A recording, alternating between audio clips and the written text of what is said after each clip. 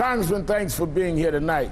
Thank you for having me on. What do you think, Congressman, about this Republican view that Washington and the regulators are there to serve the banks?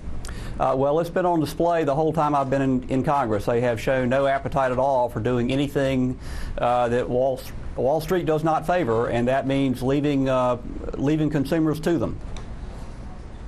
Now, one of the things I thought was a very direct and I might say passionate statement Vice President Biden made. Let me play to you what Vice President Biden said that is markedly different than what Congressman Baucus said. The reason the CEO of the Bank of America or any other anybody in that business is in the business is because that guy making $50,000 bailed him out. Bailed him out. The middle class folks, these guys with these debit cards are on their back, and we're going to charge them $5 more to use a debit card.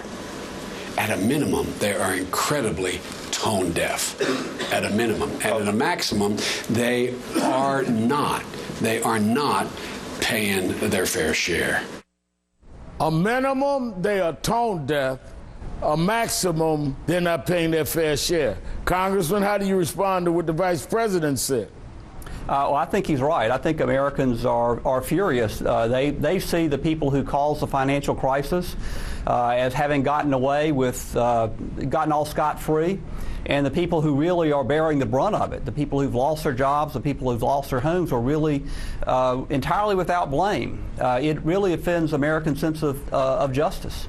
Now, you've seen the Occupation Wall Street, and we've seen the marches around the country. Some of us are headed to Washington on King Weekend to march next weekend. The president addressed the outrage on Wall Street himself today. Let's listen to what the president said about the feeling that ordinary Americans are having, which in many ways have led to these type of protests.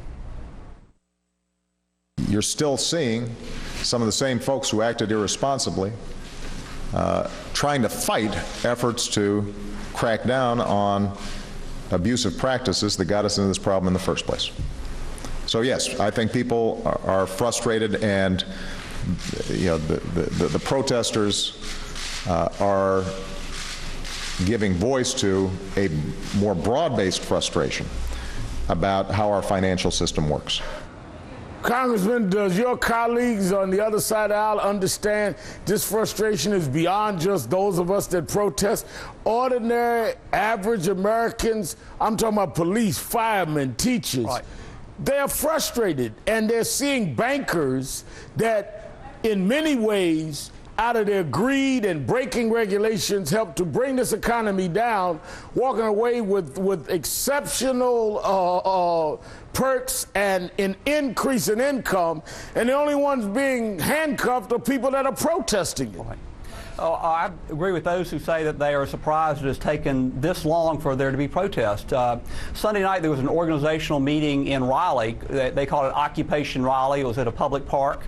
And I just showed up unannounced. I knew there were about 70 people there. I knew some of them. They were kind of liberal, and they certainly were Democrats, but they were not fringe at all.